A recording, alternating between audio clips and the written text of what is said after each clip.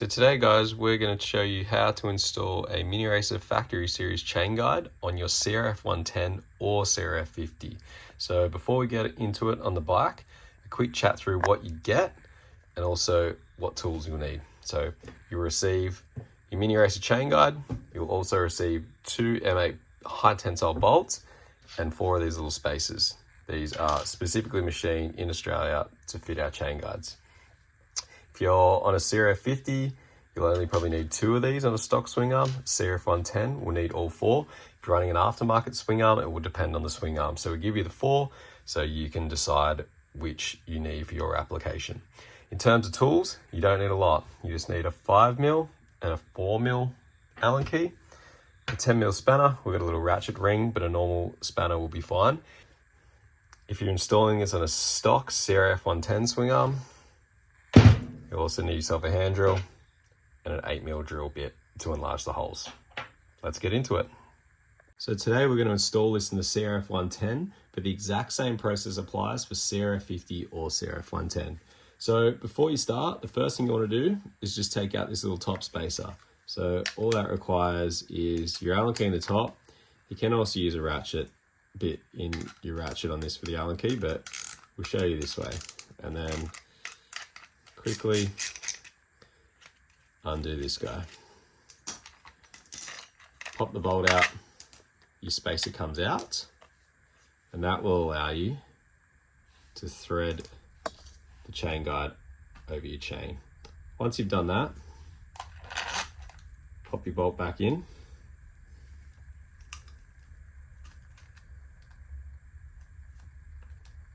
And tighten it up. These are a nylock bolt, so you don't need to use any kind of Loctite or other thread locker when you put this on.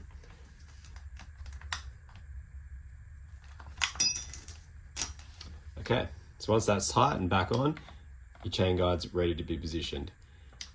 If you're on a CRF110, this is where you'll need to enlarge these holes to 8mm. We've already done this on this bike that's had a chain guide on before, but that's the one extra step you need. Otherwise, simple as this. Grab your spacers,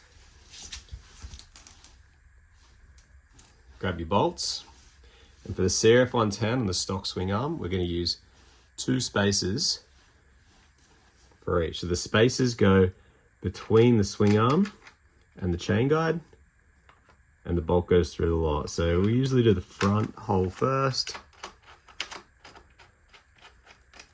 nip that up like so. Not necessary, but we've also put a little bit of thread locker Loctite on these before we started.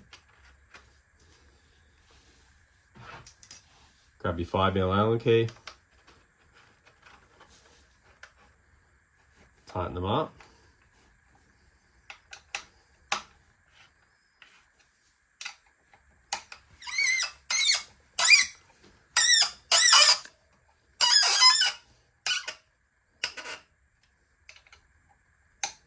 Sometimes the first time you do them up, they're a little bit snug.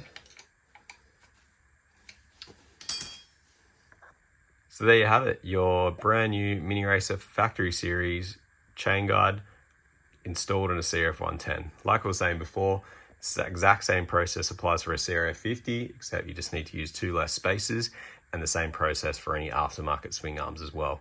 A quick note too on this CRF110, we're actually running a 40-tooth rear sprocket, so that's 2 teeth bigger than stock, and just clears the chain guide nicely still. It'll probably leave a tiny little groove after the first little ride, and you'll have no dramas at all. So it's good to know you can go a couple of teeth on the rear with this chain guide and still have no problems at all. Thanks for watching and happy riding.